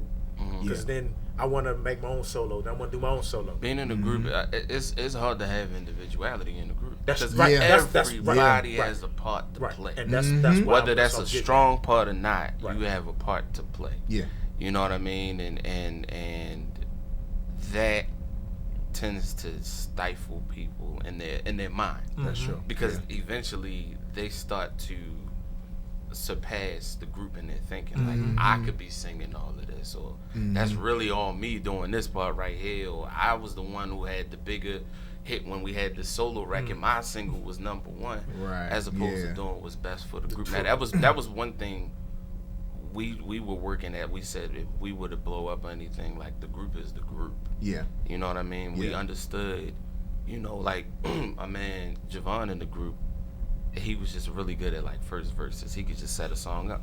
That was his thing. Even he'd tell you that, like, yo, that's my thing. You know, and then I come in all dramatic, maybe somewhere between the second verse and the bridge. Yeah. My man Clarence sing the second verse, or my man Nick would sing right behind him, or do the ad-libs. That was just our formula. And sometimes we switch it up, but we understood, we knew that it was all for the greater good of the song. Yeah. And the people. You know, and that's such a heartbreak when you're a fan of any group and they don't get along and they hate each other, or they start replacing members, and you know, it's hard. It's disheartening. But a fun fact about my group: 2 of the members of my group are the A&Rs on my album. Oh wow! How about that? Yeah. So they help, and you know what? They were the whole group was super supportive when I went, because at the time we were beating a dead horse. You know, nobody was checking for groups, and I was the one really gung ho about singing and songwriting, and they were trying to figure out what they wanted to do in life. And so I just went ahead, and they would be in the studio with me sometimes, but you know, very respectful. Like, send them the roughs of songs and stuff like that, and they'd be like, I really like this one, or this one needs work, or I don't think this ain't the one. So when it came time to do the album, when it was time to mix and master, like my man Nick, my best friend in the whole wide world, Nick, that's in the group, he helped with mixes. So he'd come in and listen and be like, I like this mix, or you know, this does this or this does that, and he helped with the sequence of the album too. And then my little brother Javon that's in the group helped pick the masters for it. Like, this one is more dynamic, this makes sense with that. Gotcha. So they were really, really, really involved at the end of the, you know, so yeah, absolutely. So, it's a well put together project. Thank you. Thank you. Perfect gentleman. Yeah. You know what I'm saying? Yes, indeed. It's so that title. Talk about that. It's basically saying that, you know, through it all, I'm the best I can be, you know, musically at that time, especially because here's the funny part. It's a dual meaning. One part is, you know, I'm not perfect, but you know, I'm worth it, like I say, and you know, take a try on me, right? But then it was funny because it was so many like gritty samples. Whenever I would sing perfect, it would be whack. It would be boring. Like, we'd be in the studio and you'd be like, what you think? Like, I mean, it's good, but I mean, it ain't had that thing when you went a little sharp right there. So then you go back to that tape, or like, I'm gonna sing it just a little out of the chord, or you know what I mean? I'm gonna sing something that's not technically designed to be in this chord. You know, we're gonna break a little music theory here and there with this record, because it felt good. So it went with the feeling. What's funny is my engineer on the album was a 65-year-old white man. Oh wow! And he said to me one day, like, he said, "Come here," and he says, "If you're looking for perfection, you've done that a whole bunch of takes, but it doesn't feel like those takes that you're not keeping. The takes that you're not keeping feel. The other ones just sound. Do you want an album that is just people can hear and it's nice and it goes over their head, or something that sticks out, it jumps out at them?" So that was just kind of where we went with it. I like that because it's funny having his perspective. Coming from an era, because if you think about a lot of the soul singers from those eras, they weren't always technically like on it every single note. You know what I'm saying? Like, one of my favorite singers, Teddy Pendergrass. Oh yeah. Teddy Pendergrass. As much as I love Teddy Pendergrass. Here and there. Yeah. No, like here and there. I look at it like two things. I look at it like pizza, right? There's the perfect white cheese pizza that looks good, and it has the texture that you like, but it doesn't necessarily taste like anything. But then you get the one with the little brown spots on it, and there's everything to you. Then I also look at it like this. That's a great analogy. Now I'm hungry. Here's another. Here's one more. Think about this too. A quarterback has a great game, right? But he didn't complete every pass. He may not have got first down every drive, but he had a great game. You can't take anything away from him. You know what I mean? He may have a perfect scoring game, you know, but they may be like, well, he didn't complete every attempt, but this was still his greatest game. So do you look back on the fact that one time a receiver missed it, or he kind of overthrew it, or do you take into consideration all of the touchdowns he threw and all of this, everything that he did on the field that day? That's how I look at that. So, and I mean, if you listen to a lot of the great records, especially in R&B, you notes waver. You know what I mean? Everybody's not always sound. You know what I'm saying? And then if they are, you don't know how many times they did it. Right. You don't know if it was pitch corrected. If the engineer is good in that mix, you'll never know. Right. You know what I mean? If you're not listening. Yeah. You know, but I listened to Jodeci. You know, they weren't, every note wasn't. Right. You know, but was that the thing they were going for? That's probably what they were going for. So so that was the main thing about this album. It was just to, give you it's gonna be wrapped up in a pretty package, but every little thing in it ain't gonna be super perfect. And that was we were good with that once it was done. Yeah. I like how that fits into the theme too. Yeah. You know what I'm saying? I mean, sonically, it does not sound like anything that's out right now. Thank you. You know what I'm saying? Like, and yeah, it's definitely meant to be a compliment. And not to knock anybody that's putting out anything, because there are a lot of good projects that have been put out recently. But I say that to say that it's not clinical. Right. You know what I mean? Like, it's not so precise, like you said, every single note. Like that's how I like my R&B to be. I like it to have feeling. Like there's feeling behind what you saying. You know what I'm saying? What you singing. Thank you. And one of the songs, now I want to ask you about this. Okay. One of the songs that's actually my favorite song on the album. Okay. What She Do. Oh. I thought he was gonna go there. Oh, okay. Man, when I listen to that song, I was like, okay, that sounds a little personal. I'm like, what's up? What's good with that? I mean, like, not the type you bring home to mama. You know what I'm saying? Like, she got drama, all types of stuff. You know. Here's the story behind that song. Okay. Here's the story. So I was writing for a group out in LA at the time, and I was actually gonna give them another song that's on my album entitled Official. Okay. But they wanted something different. So I was like, okay, cool. And I had one of my homeboys in the studio with me hanging out, and it was me and another guy.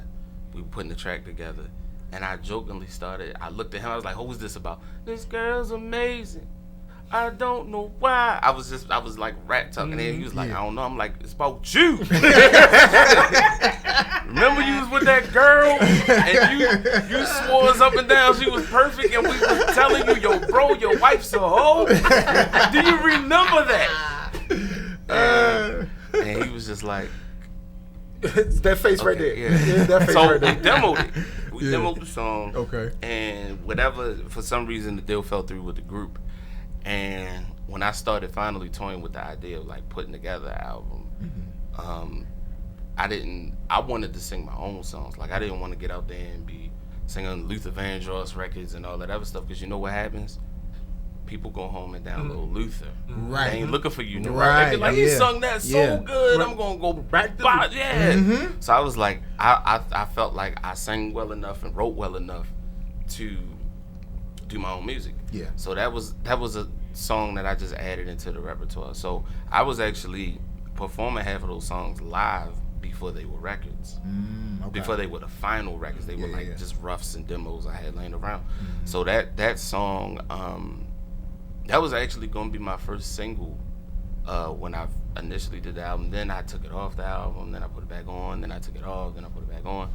And finally I sent it, I just was like, I'm going to just send it to mastering, see what we get. And, it turned out to be a lot of people's favorite song, though. Yeah. It really did. And I was surprised. That was actually my least favorite song on the album. And let me say this. It's funny. It's like that a lot of times. Let me say this. I love the song. I love singing it live. I just didn't like the final version of the recording. I guess because I just liked how it felt live. I didn't like how it felt when I heard it back. Okay. But I'm glad that, people like you and all over the world, other people found that record to be something. That was actually a big song in the UK. Wow, how about that? Yeah, very big. About that too. Yeah, right, very right. big. Just talking about, like, sometimes you get more love across seas, you know what I'm Oh, saying? yeah. That record was huge over there. Yeah. Like, that's dope. Huge. Yeah. Like every time I was getting numbers back, that song was like leading for a minute. That was like the number one. I think that was the most downloaded song on the album for the first 2 months. Wow, how about that?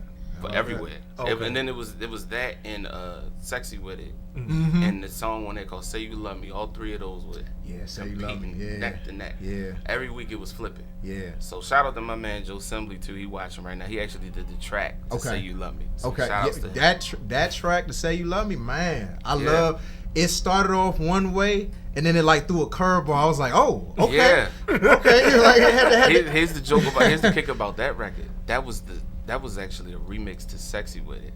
I'd given him the acapella to it, and I liked the feel, but it was in the wrong key. Gotcha. So and then I told my crew, because they were all like, "Yo, this is all right." I was like, my mother she doesn't sing or anything, but she can tell you if something sounds good or not. Okay. I said, so I'm gonna play. We had just got back the master to the song "Sexy with It." Okay. So I played, and she's like, "Oh, I love this." So I was like, "Listen to the remix," and she was like, "Trash, trash."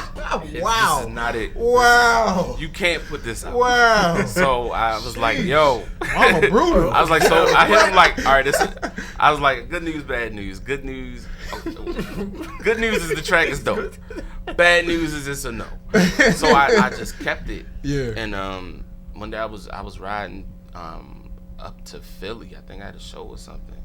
And the first verse and the hook came to me, and the young lady on there, Parker, was a good friend of mine at the time, and was really trying to break. And she was actually one of my background singers, too, and just a really good friend. Yeah. And I was like, yo, like I think our voices would be dope together on the song. I agree. And I was like, yo, I wanted, because I always loved the Marvin Gaye, Tammy Terrell kind of vibe, and then I really loved like "Make It Last Forever" by Keith Sweat. So that bridge part with me and her going back and forth, that's actually where I got that idea from. So she was just like, so I recorded, the first half of the song, and then she came and did hers, and that was just, and it turned out well. Yeah. And then the fun fact to that is, I couldn't even get her to come back and finish the ad-libs. If you pay attention to the end after the bridge, it's just me singing everything. Right, yeah. So we had to kind of fill that in. And, my man Nick at first was like, yo, this shouldn't go on the album. It's not done. But I was like, let's just see. Right. If they don't know, they're not going to say nothing. Ain't nobody going to be like, the girl is missing. Right. But he always is like, yo, I can't listen to that song all the way through because I know what happened. So, but it turned out to be a good song. Yeah. I like it. Yeah. I still enjoy it. Agreed. So, yeah. Agreed. Yeah. So I wanted to pull up a comment that somebody that was a fan of the album from South Africa. Whoa. Yeah. We Shout outs to Africa. Yes, absolutely. So this was something you actually shared on your IG Oh, page. Yeah. So the part of the quote was, "Imperfect Gentleman is just so good. I'm truly inspired. As someone so devoted and gave himself to making music, I need advice because I love music and I really want to do it. But I'm scared to disappoint my parents because I'm at the university doing what I don't love. I need advice, really." Like, talk about how that comment made you feel in terms of, one, the reach that the album had, and then two, the fact that your album was that inspiring for somebody. I was completely beside myself. Yeah. Very humbled, and of course I reached right back out to him and talked to him. It was probably 6:00 a.m. our time when he sent it. Okay. And once I got up, and I really got myself together, I probably read it like 10 times because I'm like, this is ill. Yeah. Like I don't care what accolades you get as an artist. If you get platinum and gold plaques or Grammys or anything, it's nothing like the love of the people. Right. Like that is the biggest thing. Unless you were just that narcissistic and just that bent on having awards. Right. Nothing matters more than, hey, I love this song. I love this album. This is what this does. And when you said "What She Do," the day the album had came out digitally, somebody had inboxed me and sent me a picture. It was a woman, and she was like, "My fiance loves this song. He just went through that before we got together. Thank you so much for making a record like this. He felt like it was healing and blah blah blah blah." Wow. So as an artist, you can only hope. You really don't know. You don't know what records are gonna do what they do and how it's gonna go. You can only pray. Yeah. So to see that it got that kind of reach was a blessing. Yeah. So that's awesome. And I really hope it helped him. I haven't talked to him in a minute, but we talked a few times after that. Oh, that's good. Yeah, that's good. Absolutely. Yeah, it's good. It's good to connect with your supporters like that. Yeah, that's, absolutely. Yeah. You gotta reach out. You gotta. Yeah. it can be a little hard sometimes. I'm sure, yeah. I mean, because you got so much going on. You do. You know? You do, and your head is spinning. Right. Especially when the album first comes out. Yeah. you about to, your head about to explode. You're like, if I hear this song one more time, if I say this, if I answer this question one more time, if I shake another hand, if I take another picture. But you remember what you do it for. Right. So, yeah, definitely. Yeah. Yeah. So talk about this new project that you got that's quote not a game. Ooh. that's on the way. Yeah. Shout out to, I hope he's watching. I just talked to him earlier. Shout out to my man Natty 410. We've been in the studio since February doing this new. Okay. And it's I won't speak a lot on it, but what I will say about it is it definitely stands on its own. It's not a continuation of Imperfect Gentleman. Okay. It's its own thing. Okay. You know, another analogy is when you have kids, you don't say that this is I'm picking up with my son where my daughter left off. Right. You're gonna have a son. So there's a whole new thing. Right. So this new album is gonna be very much I think it's a little darker than this one. In a sense, it's just a darker tone. Not that it's like sad or anything. It's just a lot. This one gets realer than the first one did. Okay. You know, the first one was all about love and positive vibes and energy, and this has that on there. But it's got some honesty for you on it too. Okay. So definitely a dope one. Okay. Every song is good so far too. Okay. Nothing has. I believe it. There's not one song that I've heard that I've done yet that I'm like, no. Every song is like, yo, this is going on there. That's good. So yeah, that's real good. I'm excited about it. Okay. Can't wait for y'all to hear it. Yeah, I can't wait to hear it. Yeah. That's be out soon. 2020. Yeah, we doing 2020 right around the corner. Yes, sir.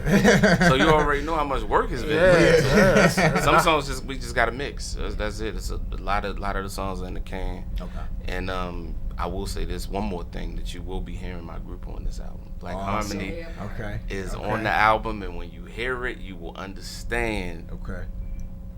It will make you just long for a group. Okay. To come out, and you're gonna want the guys to come up and talk. Okay. Yeah, because that record is gonna be, sheesh. Yeah. Like when we just that's all I can say. Okay.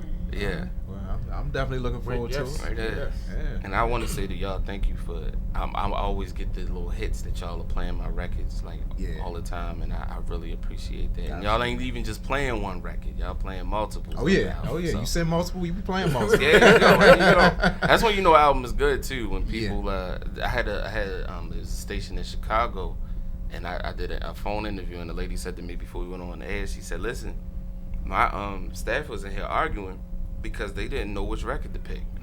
We were in here literally, we had a whole meeting because we did not know what song to pick." She said 5 said this song, 5 said that song, 2 were over here, and we had to narrow it down to 3. And she said it took 2 days to figure out the 3. Wow. Just to do this interview with you and to play them in rotation. Yeah. So that's a big thing. And I say to artists, try to make the best music you can make, and make it yours. Yes. Make it yours. Make it sonically dope. You know, the best it can. Really, I tell people who ask me about the album all the time, really get mixes and masters. Yes. If they don't really master it, if it's just an effect on it, that ain't mastering. Right. They just made your record loud. Right. You know what I'm saying? Because when you go to turn that thing in, you know, they not playing with you. Them files, everything got to be a certain kind of way. Right. You know, even when they do the press ups of it, they're looking for certain things. You in the big leagues now. So you got to make your artists make your music for the big leagues. Don't just make it for your mans and them around the corner, and they told you your rough mix was good. It was good for that moment. Right. It feels good, but you got to get that thing done. So that's my advice. Yeah, that's great advice. Absolutely. Yeah. So did you have anything you wanted to add? I like everything. Like I said, you know me. I like to hear. I throw my little perspective that went back. And then I like to see. You know, like I said, I always just like to go know where artists going. You know why they do it. Oh, okay. That's what I like to do. Even if I didn't want to, I still be doing. I couldn't help it. This is in my veins. This is in my blood. Yeah. I never have an ego about it. I'm always studying, always listening, always being inspired, always praying on it. So it's just me. Yeah. Yeah, I can't shake J. Esquire. He's always there. Well, we're thankful for that. Yeah, I do. Well, speaking since you said J. Esquire, and we were talking earlier about how you got the name. Did you have, what was the name before? Oh, Uh-oh. It was too simple. touchy. It was simple. One of them was when I was a teenager, it was just John. My name was John. So. Okay. And then it was J. Brown. Because I just ain't had none, but that was like indefinite. So I never performed with that name though. Gotcha. I think maybe once. Okay. But by the time I really got my thing right and started getting out there, it was already J. Esquire. So it's been that for about 10 years now. Okay. So yeah. Okay. So I've had that name and it's grown on me. So you gotta pick a name too that you can imagine them saying. No. You know what I mean? Absolutely. Like I would be like, give it up for John. Give it up for right. Nah. Give it up for J. Esquire. Yeah. So you gotta pick a name that you can visualize. You got it. Everything starts with vision. That's right. It starts with vision. Unless you gonna, can I say it? Unless you be Titty Boy, and then you gonna change the 2 Chainz. See right there, that name, Titty Boy, that limited him. Yes. Right there. No, I thought just limit. Yeah, I know. Yeah, so that limited him to what the possibilities was gonna be. Because those in the know. What Titty Boy is all about. Facts. You know what I mean? So I was glad he changed it to 2 Chainz. Yeah. Because my goodness, I was like, bro, that's your rap name though? Yeah. Like, you gonna go with that? That's like a real name, right? You really put that out for us to hear, for us to say. Okay, no problem. I get it. But once again, y'all, thank you for having me. Thank you for coming in. Absolutely. Yes. Thank you so much. And let everybody know where they can find your music and where they can connect with you on social media. Social media, I'm going to start with that. Instagram and Twitter, JESQ_music. Facebook, JESQ Music. Imperfect Gentleman is available on all digital platforms. And I'm only saying that right now because we ran out of physical copies. Okay. So, and hopefully next year, I think I'm gonna work on putting it on vinyl. See, I have a copy. No. I have my own copy on vinyl. That's what. Yeah. But That's real sound. Yeah. Nice Brandon, warm sound. Absolutely. Yeah. The surface as the needle go across. Look, when they sent it to me, I was just standing there like. That's me. What? And after when I heard it on CD, I was like, oh, it's cool. Digital, great. The vinyl joint, I was like, it's a whole different energy right now. I had to go buy another, like a fresh turntable.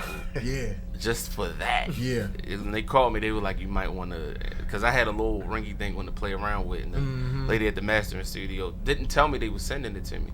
She just said, hey, you got a turntable? I was like, yeah. She said, is it calibrated? I was like, sure. And then 2 days later, I get this heavy box. I didn't know what it was. I was looking for another box, but I look and I'm like, I know this ain't what I think it is. And I pull it out, it's the album. Wow. So I went the next day and bought a nice little situation. But everybody, you can find it once again on all streaming platforms: Tidal, Apple Music, iTunes. What else is there? Spotify, Google Play, Amazon Play. I'm everywhere the trap be. Yeah. Even Deezer. Everywhere the baby is gonna be. Everywhere the trap gonna be. Everywhere the wedding reception is gonna be. I'm in there like swimwear baby. I hear that. And holla at me. I do respond. So when people send me some love, I'm gonna show love back. Yes. And So once again, thank you guys for having me. Absolutely. So I'm gonna let you introduce Sexy Things. Hey, to the people. Hey, listen, y'all. This is J. Esquire, and this is track number 6 off my album, Imperfect Gentleman, entitled "Sexy Things." Yes. Thanks. Official Hump Day motivation for the DMV and beyond. Bars. I can feel your skin, still smell your perfume, visualize your walk when you leave the room, and I just can't explain the stones in my palm. Right now I know you're busy, hurry on home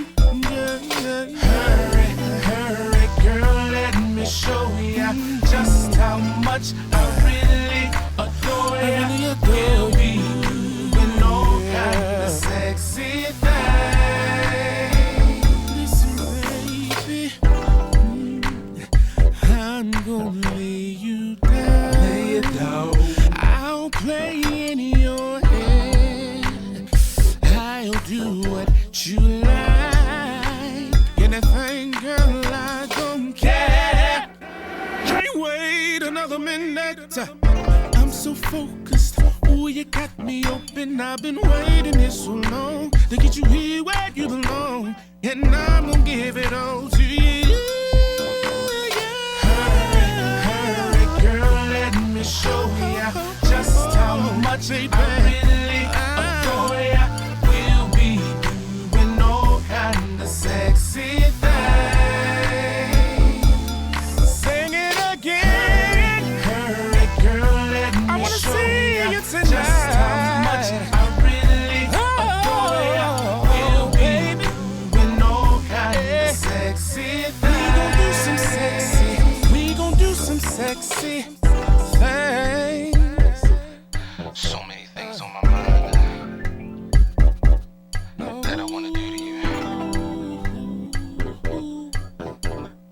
I want to do every little thing that you like and do everything that I like. I'm saying I just need for you to come through that door and I'll take the way from there. Come on, babe. Come on. Hurry, girl, let me show ya just how much I really adore ya. Baby, let me take you there. With no kind of sexy let me take you there. I'ma give you my love all night long. Hurry, girl, let me show ya just how much I really adore ya. We'll be doing all kind of sexy things. Come on. I wanna make love. Hurry, girl, let me show ya just how much I really adore ya. We'll be doing all kind of sexy things. Whoa. It's time to get back to AJ Throwback and Bars, only on WinDCRadio.com and the WinDC Radio app, powered by GoWin.media. Yes. All right, absolutely. All right, you too. Good to see you. All right, y'all. Back to Bars, right here with your man AJ Ramsey. Yes, indeed. Yes. We got definitely. He'll be coming back shortly, but we definitely want to shout out Teddy Fats in the building. You know, he's been rocking with us.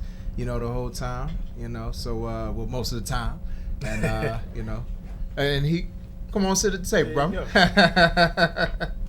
Teddy Fats in the building. Yes. Y'all heard us play his song. Is it Addicted? Addiction. My bad. Yes. Dope song right there. Kinsey. Yes. Keezy. Yes. Yes, absolutely. Yeah, you know, Teddy came to kick it with us. You know what I'm saying? We gonna get him on the show for an official interview. You know, down the line. You know what I'm saying? Yeah. So so appreciate you just kicking it with us today. No problem. Yeah. It's just feeling the vibe, feeling the. Okay. Yeah, that's what I was about to ask you. Like, how you feeling? Feeling the format, man. Definitely feeling it. Yeah. Can't wait till I get my interview. Yes. You definitely gonna get yours. We gonna talk after the show and set that up. Right. Yeah. So once again, that was JS Squad with Sexy Things off of Imperfect Gentleman. Get that. So it's online. You know, he ran out of physical copies, so y'all folks that need CDs, you know what I'm saying, you're gonna have to do it digital. Huh? Oh, absolutely. And also, since we promoting CDs today, since Teddy Fats is in the building, you definitely want to make sure you get loud music as well. Teddy Fats. You know what I'm saying? Look, we promote people here. Yes, indeed. Look, people bring us music, dope music. Hey, we gonna push them. Absolutely. I appreciate it. Absolutely. On all digital platforms. Yes, sir. So make sure y'all support this brother right here. Support all the brothers that was on. Make sure y'all support Shaw Calhoune as well. The Outlook is on SoundCloud. So look him up on SoundCloud, Shaw Calhoune. Calhoune. I have to think about it. You know, spelling bee days. You know? You know what I'm saying? So definitely want to make sure I do this segment before we get into anything else right here. It tastes just like it smells. Delicious, delicious. Right before you take that long-awaited break and get your grub on, come and get a hefty helping of life and laughter, courtesy of stories about our beloved Team Bars El Capitan. It's time for luncheon with the missus, only on Bars. I should put the missus out there today, because she thought she was gonna go to get me to make a Chick-fil-A run for her this morning again. You know what I'm saying? I've been home for like the past week. Part of it was because my son wasn't feeling well, but then another part of it was, you know, another part of it was I was just off. So she thought she was gonna get me to make a Chick-fil-A run this morning. She's like, "Oh yeah, I forgot you had your show." Like, yeah, you gonna have to get it yourself or DoorDash it. Like, look, I can't run the errands all the time. You know what I'm saying? You know, the honeydew list when you on that status, when you on the marital status, you know, honeydew lists are a frequent thing. But anyway, so yeah, it was one day, I forget when it was, but I came home and it's so much going on, because it's like, I mean, got the radio show, got the extensions now of the radio show. Yes, indeed. And you know, and then on top of that, I'm a family man. Yes, definitely. I have a 9 to 5. Yes, it does. And I'm an artist myself. So it's like I'm wearing all of these hats. So in the midst of all of this stuff going on, me and my wife, we just like sat on the couch. And my son, he was with he was with my mom's for the day. And we just sat on the couch and we was just chilling. Didn't do nothing, didn't turn on the TV. It wasn't no, it wasn't none of that. It was just, we literally just sat on the couch. She just laid on my chest and we just sat there for like 20 minutes. Did not want to get up, because with all the stuff that we got going on, the fact, you know, she has this crazy schedule that she has, you know, being a certified nurse's assistant. It's hard sometimes. And sometimes you just need those quiet moments. It's the recharge, my brother. Exactly. It's the recharge. Recharge. You need those recharge moments. Just like Black Lightning, you know, one person has the battery for the other. Mm-hmm. Y'all was just sharing it. Yeah, there it is. There it is. So, you know, I just wanted to share that with y'all. You know what I'm saying? Let y'all know sometimes it's okay to be quiet. It's okay to just chill. Just relax. You ain't got to do anything. You ain't got to go anywhere. Just be. Be in that moment. Be still. Be. Peace, be still. So that's a real quick luncheon with the missus today. I'm like doing multiple things at one time. No, you can. Oh man. But yeah. So of course we got to shout out the birthdays. Scorpios representing right about now. We missed a lot of y'all last week because we were out, so we got a lot to cover. My man Norm, my man Tony, Melvin, celebrated birthdays on the 6th. Steph Lover, Stephanie Burrell, my personal friend Steph Lover. I don't know Steph Lover. Pamela, my father-in-law, Marvin, his twin brother, Uncle Martin, and Miss Sharon, mother of Clutch the Rapper, celebrated birthdays the 7th. My main man Jay Heat, Francesca, and my homie Carter, celebrated birthdays on the 8th. My mentor, Mr. Wright, and Sonia Elliott Lewis, who we had on the show last year. She came with my cousin Carolyn, celebrating birthdays on the 9th. Fonda, Azor, and Floyd, birthdays on the 10th. Nathan, J Brown, Dope. If y'all ever need somebody to mix, master y'all project, holler at my man J Brown down in Atlanta. One of the best in the game, one of the best in the business. This man got like credits on Greenleaf. That's how official he is. And my homegirl Tanika, celebrating birthdays on the 12th. Patricia, Danae Joy, who we've played music on here before. King Pimpin, also played music. And my main man Bob, celebrating birthday today. So happy birthday to y'all. My man Willis, Courtney Keaton, and Kimberly Hunsucker, and Kosi, celebrating birthdays tomorrow. Lonnie and Dominique, celebrating birthdays Friday. My homegirl Trilla B, my little sis right there. Lawrence, Christina, Nicole is celebrating birthdays on the 16th. Peach, another one of my mentors. We did a lot of stuff down at back then it was the MCI Center. Katrina, Go Hard Mike Lee, who we will have on the show in December. France, and my man Croc celebrating birthdays on the 17th. Tony Reds. Yeah, Tony Reds. And my homegirl Emily celebrating birthdays on the 18th. And Tekla Bethel, fine lawyer, celebrating birthdays on the 19th. So happy birthday to all the Scorpios out there. The community calendar, we're going to post all of that stuff on IG since we're running short on time. But I definitely want to make sure that we do this, if I can actually find the mug. I got to find drops. I'm doing multiple things at one time, y'all. Words of wisdom to get you through the rest of your week. These are the bars for life. So I meant to read this last week when we were supposed to air. Rest in peace to Representative John Conyers. Long time. Actually, he's the longest serving African American member of Congress. 6th longest serving member of Congress in U.S. history. Passed away at the age of, I think he was 90, which is, to me, that's a nice, healthy, long life. I wanted to bring a quote in from something he said. He said, "It is a fact that slavery flourished in the United States and constituted an immoral and inhumane deprivation of African slaves' lives, liberty, and cultural heritage. As a result, millions of African Americans today continue to suffer great injustices. But reparation is a national and global issue which should be addressed in America and in the world. It is not limited to Black Americans in the U.S., but is an issue for the many countries and villages in Africa which were pilfered and the many countries which participated in the institution of slavery. The concept of reparations is not a foreign idea to either the U.S. government or governments throughout the world." So, it's not much more to say than that. That quote speaks for itself. It does. You know what I'm saying? Once again, rest in peace, John Conyers. And speaking of rest in pieces, hip hop, man, we losing people, man.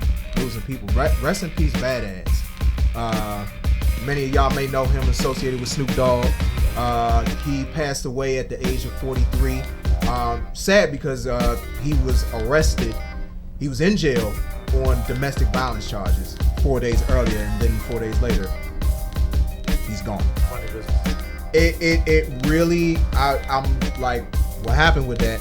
You know what I'm saying? Because that's real suspect. Real suspect. You know what I'm saying? But, you know, may he rest in peace. I don't know the situation that happened around the domestic violence, you know what I'm saying? But still, did the same thing, you know, we show love when XXXTentacion, he had a whole lot of stuff involved with him. We still showed him love on the show, you know what I'm saying? But, you know, may he rest in peace. Later today, DMV Culture Club, make sure y'all stay tuned. 6 to 8 p.m. and Grind Season Radio from 8 to 10 p.m. right here on WinDCRadio.com. The WinDC Radio app, Facebook Live, and YouTube Live. Both of the shows now on both platforms. And of course, it's all powered by GoWin.media. Definitely want to make sure I send another shout out to Shaw Calhoune, Jay Esquire, A. Michelle for hooking that up with Jay Esquire. My main man Ramsey coming through once again. In the building. You know what I'm saying? My main man Teddy Fats, first time in the building.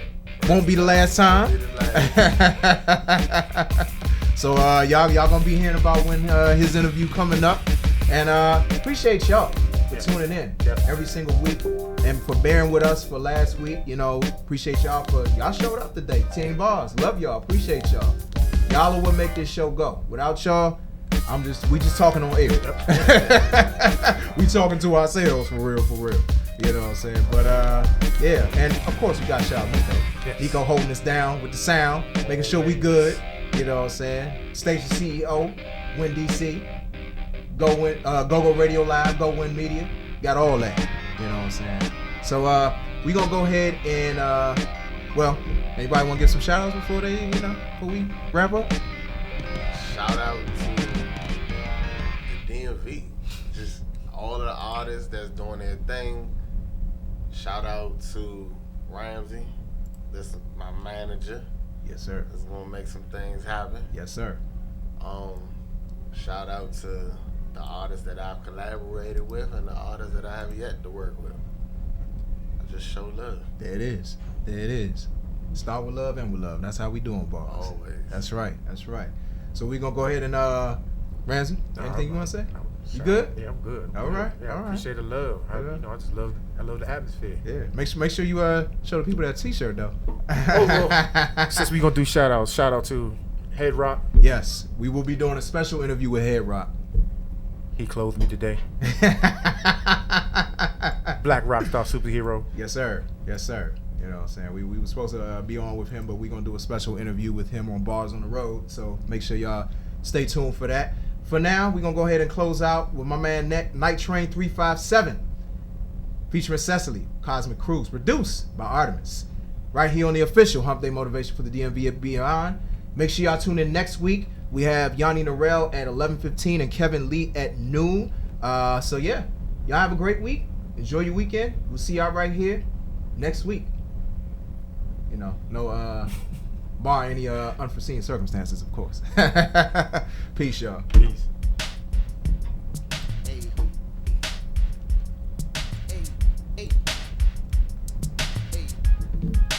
What y'all gonna do? We'll cruise up among the stars. No matter what you do, I'll get you back up off the wall. Yes, sir. Yo, life is full of options. Switching all the time, but the quickest way from A to B is still a straight line. I ain't lying, that is science. I'm trying to explain, cause if you apply determination, you can do anything. You can put your mind to. Give me the audio chord so I can find something to ride to. We're about to fly to another planet. Is magical warp speed like it's intergalactic. The way you make me feel, let's dip, cause we can fly in my starship like Han Solo by the castle mines, like Cowboy Bebop with jet and spies, like Captain Kirk on the Enterprise. We can travel far like a Dharma did in a battle star. I'm flinging haters like a catapult. You feel the heat and take it off. Like what y'all gonna do? We'll cruise up among the stars. No matter what you do, I'll get you back up off the wall. Yes, sir. Keep your windows down. Breeze hitting you didn't know, but you know now. I'm not kidding, there ain't no stopping. BSing is not an option. I just wanna see everybody rocking. I wanna see you getting higher than a rocket. Land a spacecraft with Neil and Buzz Aldrin. She in the cockpit, cruising at an altitude up there where all the stars live. Take the TARDIS back to Gallifrey, where the guardians of the galaxy, like Superman and Lois Lane, go to Cybertron on the Astro Train. I just want to see you do your thing. If you don't know now, then you'll learn. From the earth to the moon, influenced by Jules Verne. I'm not concerned about what y'all gonna do. We'll cruise up among the stars. No matter what you do, I'll get you back up off the wall. Yes, sir. Packing up for another trip. If you drive by my way, really there is no rush to this. We can rock night and day. Intergalactic love for this. Take me to outer space. Pick me up on that mothership so we can fly away. I get in trouble sometimes. You make me wonder where we're flying to this summer. Are we going somewhere? I get in trouble sometimes. You make me wonder where we're flying to this summer. I get in trouble sometimes. You make me wonder where we're flying to this summer. Where we going, baby? Ooh. I get in trouble sometimes. You make me wonder where we're flying to this summer. Like what y'all trying to do? Bars, bars, bars, bars. That's it. I did it. Mommy did it? Yes. Oh. Bars, bars. You want to do bars, bars? Bars, bars, bars.